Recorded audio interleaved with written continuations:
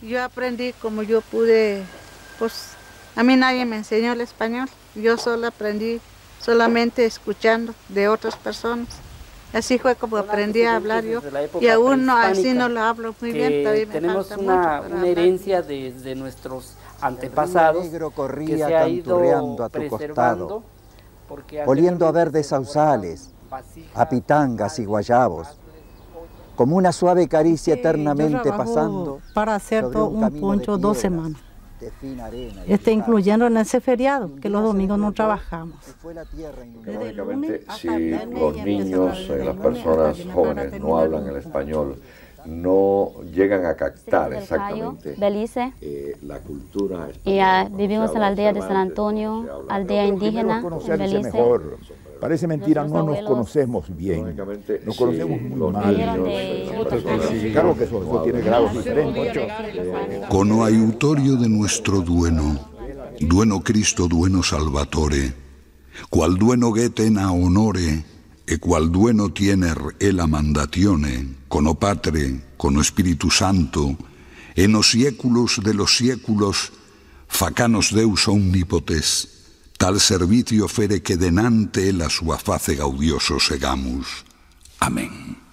Un monje anónimo, en el siglo X, escribe las primeras palabras del castellano, una anotación en un margen de las glosas emilianenses, escritas en San Millán de la Cogolla, en el monasterio de Suso, el de arriba.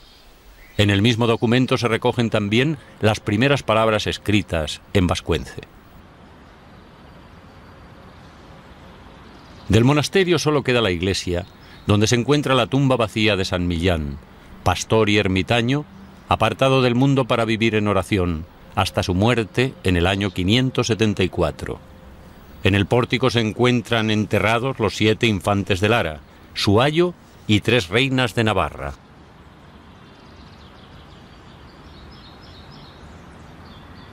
En el siglo XI, bajo el mandato de García Sánchez, se baja el monasterio al más accesible yuso, el de abajo.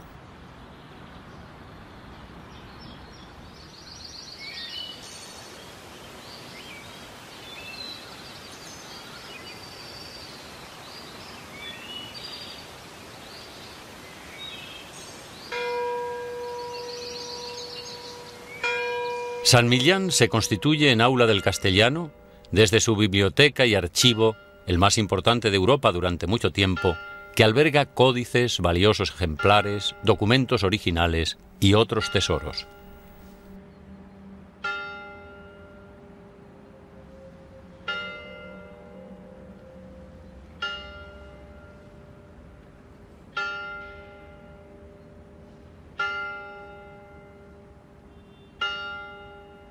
Es aquí, en el siglo XIII, donde Gonzalo de Berceo escribe los primeros poemas en castellano.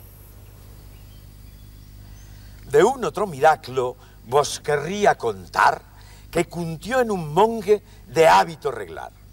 Quísolo el diablo duramente espantar, mas la Madre gloriosa sopo que lo vedar. Pero que en sus pies non se podía tener, iba a la iglesia como solía hacer. Quísole el diablo zancallada poner, que a bien se lo cuidaba res mientras vencer. ¿Habés podido el monje la palabra cumplir? Veno Santa María, como solía venir, con un palo en mano por al león ferir. Metióselis en medio e empezó a decir.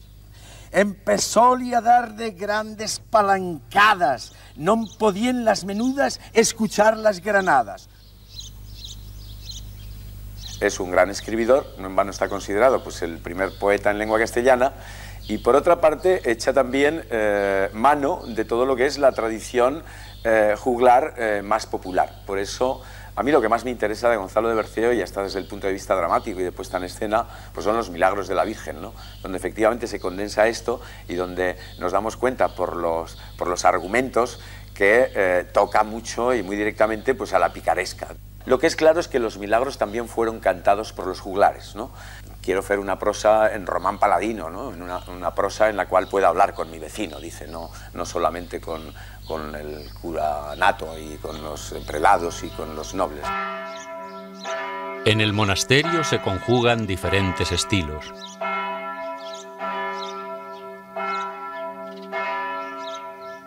Destaca en el interior de la iglesia el coro bajo de estilo greco-romano.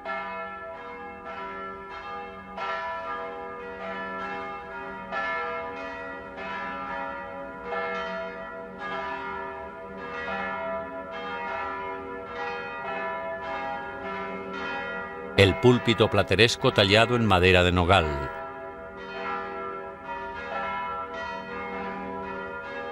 Y especialmente el retablo del altar mayor, que incluye 8 valiosas pinturas de Juan Rizzi.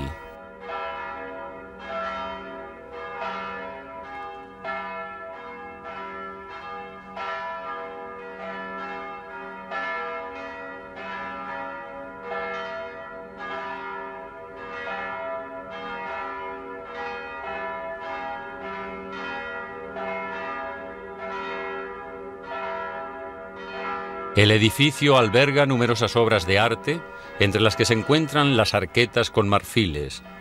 En la de San Millán, del 1067, están depositados los restos del santo.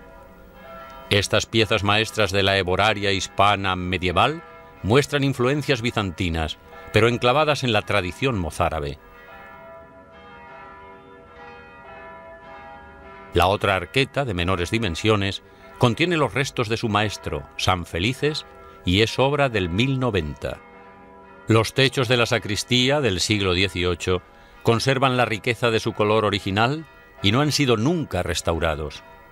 La estancia está repleta de altorrelieves, tablas, lienzos y cobres. Las palabras escritas de la nueva lengua mestiza, surgidas de este monasterio de La Rioja, marcan la importancia que para la nueva cultura tendrán los monasterios riojanos, por donde se depura y se difunde la nueva lengua a través del mester de clerecía.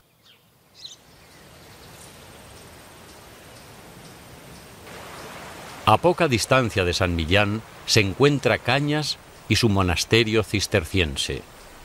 En el pueblo nace Santo Domingo de Silos, en cuyo monasterio se escriben las glosas silenses, segundo documento escrito de la nueva lengua. La iglesia del monasterio ejemplifica los dictados del arte cisterciense. La importancia de la luz como metáfora del estado de gracia hace que los muros prácticamente desaparezcan, reconvertidos en vanos de alabastro. La cabecera de la iglesia se convierte en fuente de luz para el recinto. Arcos ojivales, bóvedas de crucería, verticalidad y austeridad.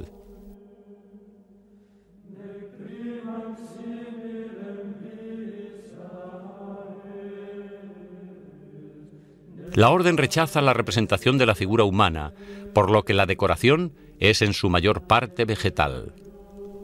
Los escultores encuentran alternativas para representarla, como este Pantocrátor, escondido tras un rosetón del techo. El retablo de la Devoción, de 1531, es obra de Guillén de Holanda y Andrés de Melgar. Representa 11 escenas de la vida de la Virgen, combinando tabla y escultura. En el monasterio se encuentra el sepulcro de la beata Doña Urraca, abadesa y fundadora del monasterio. Se trata de una joya del arte funerario gótico español, el más interesante del siglo XIII. Los costados del sarcófago representan el cortejo fúnebre de la beata.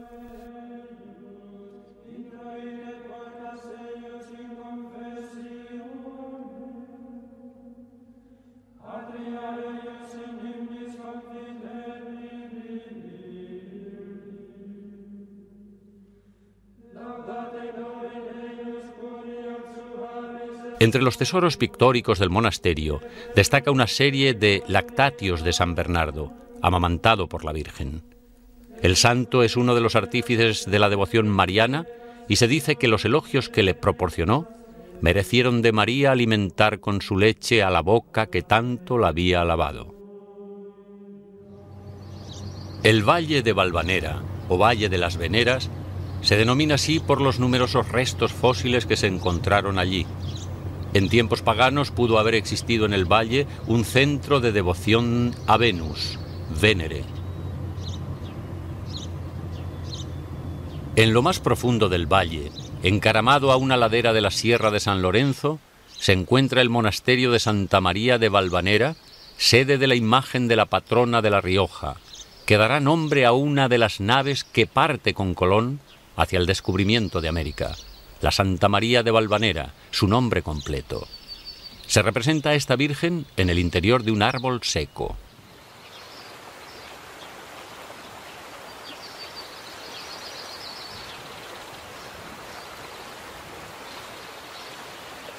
Siguiendo el curso del río Najerilla, llegamos a Nájera y al monasterio de Santa María la Real, excavado en la misma roca rojiza que bordea el río.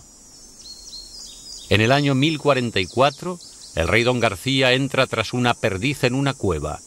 En su interior encuentra una imagen de la Virgen, llamada la Virgen del Alcázar o de la Rosa, con la perdiz y el halcón lanzado por el rey, reposando serenos a sus pies. Junto a la imagen encuentra una jarra con azucenas, una campana y una lámpara. El rey toma el hallazgo como un buen augurio en la inminente campaña de reconquista y encarga una iglesia fastuosa como continuación de la cueva. El rey don García se encuentra enterrado junto a doña Estefanía en el magnífico Panteón Real, obra renacentista que alberga gran parte de la familia real del reino Nájera-Pamplona. Desde don Sancho Garcés Abarca, el rey más antiguo de los aquí enterrados.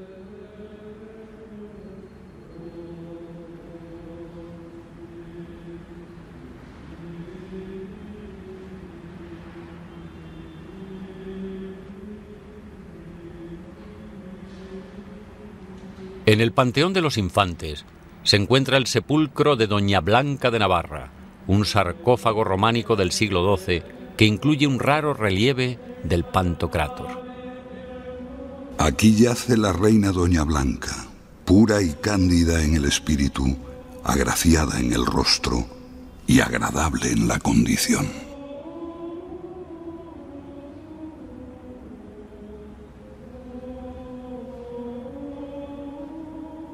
El retablo barroco de la iglesia está presidido por la imagen de Santa María la Real, una joya medieval con la particularidad de representar a un niño Jesús de edad crecida y en actitud de bendecir sentado en las rodillas de la Virgen. Las estatuas orantes representan al rey don García y su esposa doña Estefanía.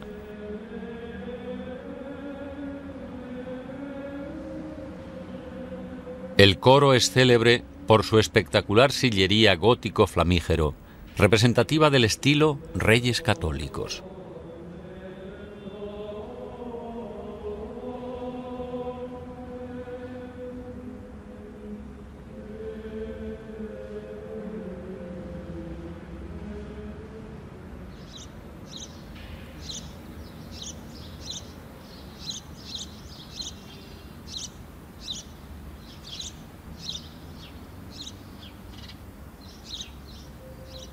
En el monasterio se escribe, en el 1160, la Crónica Najerense, uno de los primeros testimonios históricos que han llegado a nosotros.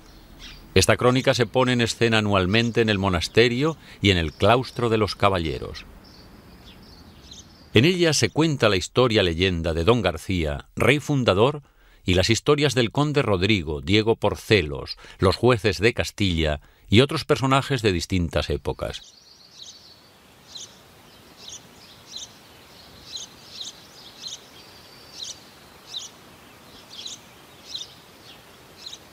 En el monasterio de San Martín, en Albelda, se escriben varios documentos de gran importancia.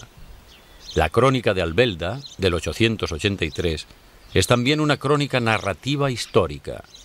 En ella se habla de la ubicación del monasterio en una peña que se desmorona en el siglo XVII y que sus celdas, excavadas en la roca, se aparecían a los ojos del viajero como si se tratara de una colmena. Una capilla horadada en la roca, denominada la claustra o la panera, es uno de los pocos restos que permanecen del antiguo monasterio, donde también se escribiera el Códice de Vigila en el 976.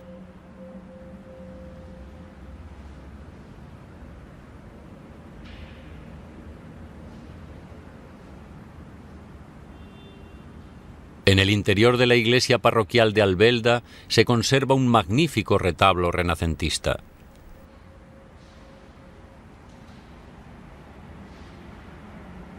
Se trata de una obra de Maese Anse, como el cercano retablo de la iglesia de Alberite, acabado por Arnau de Bruselas. Otro documento redactado en el monasterio de San Martín, en el 951, habla de la peregrinación a Compostela de Gotescalco, obispo francés de Le Puy y primer peregrino notable del Camino de Santiago, que se desvía del camino para pasar por el monasterio y consultar un tratado de San Ildefonso de Toledo. Por el Camino de Santiago se expandirá la nueva lengua.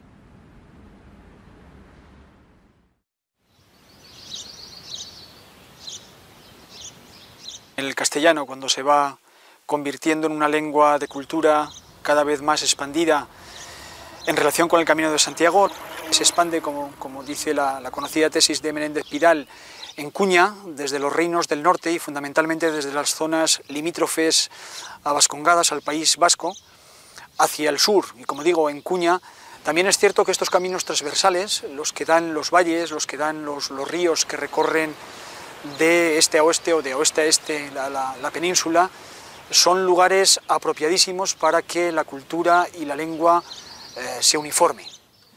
La literatura se hace evidentemente en una lengua determinada, y a partir de ahí es más fácil, digamos, expandir una lengua cuando tiene una literatura fuerte. Esto es algo que se nota muy bien a partir del 1492, cuando hay que, digamos, colonizar y culturizar, alfabetizar con el español América.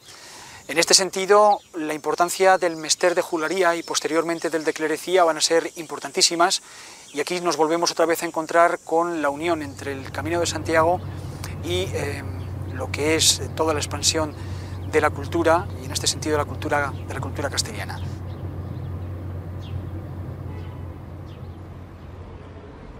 El camino entra en La Rioja por su capital, Logroño, y allí pasa por la iglesia de Santiago, con su célebre Santiago Matamoros, presidiendo la entrada principal.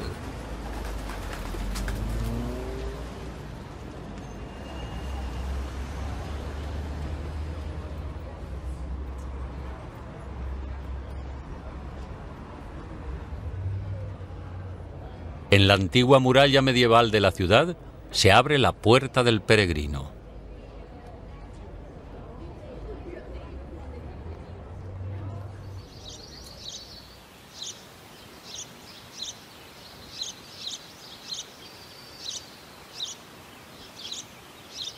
El castillo de Clavijo se alza a 15 kilómetros al sur, donde según la tradición tuvo lugar la batalla en la que apareció el apóstol Santiago sobre un caballo blanco en apoyo de las huestes cristianas. Surge en esta batalla el culto a la Virgen de Tómalos, así llamada, dice la leyenda, por la insistencia de un sacerdote que oficiaba una misa rogándole a la Virgen: «Señora, tómalos bajo tu manto, tómalos bajo tu protección».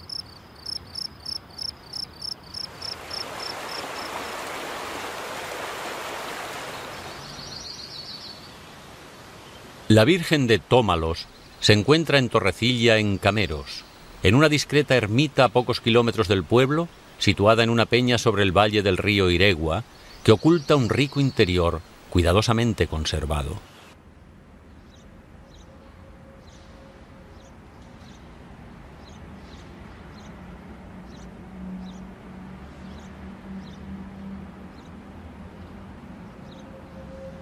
El camino continúa a Navarrete. Poco antes de llegar, junto al camino de tierra, se encuentran los restos del Hospital de Peregrinos de San Juan de Acre de finales del siglo XII. Se conservan íntegras la portada y ventanas, desmontadas piedra a piedra para ser reutilizadas como puerta del cementerio. Tras su paso por Nájera y el tradicional desvío a San Millán, el camino sigue hasta Santo Domingo de la Calzada. En su catedral se encuentra el mausoleo y cripta del santo. El mausoleo posee uno de los pocos y mejores ejemplos del románico yacente español, una estatua de 2 metros del siglo XII.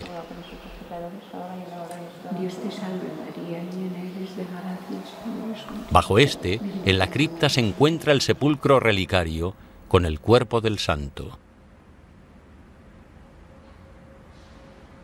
Santo Domingo de la Calzada es tradicionalmente representado con un gallo y una gallina en recuerdo del milagro del peregrino ahorcado. Un joven es injustamente ahorcado y sus padres escuchan su voz decirles que Santo Domingo de la Calzada le ha conservado la vida. El corregidor de la ciudad, incrédulo, dijo que su hijo estaba tan vivo como el gallo y la gallina que se disponían a comer. Las aves se cubrieron de plumas y, saltando del plato, se pusieron a cantar. Se mantiene un gallo y una gallina vivos en un gallinero de piedra labrada de finales del gótico frente al mausoleo. En el interior de la catedral se encuentran numerosos retablos, capillas y estatuas. Destacan el retablo central de Damián Forment y el churrigueresco de Andrés de Puelles.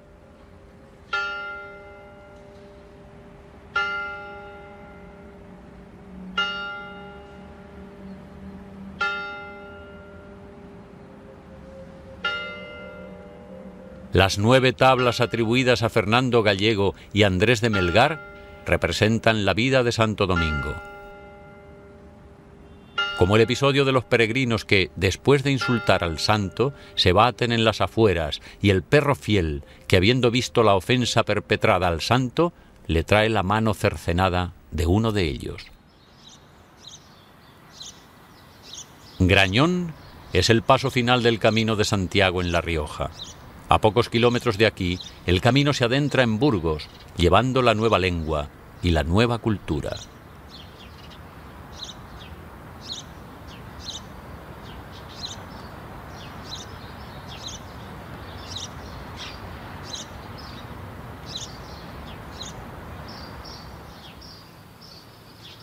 Estos son los orígenes del castellano, ligados a los monasterios de La Rioja y también a las gentes y al folclore, a los juglares, a las tradiciones populares, algunas de las cuales continúan hoy vivas, como la procesión de las doncellas con el pan de Santiago en Santo Domingo de la Calzada.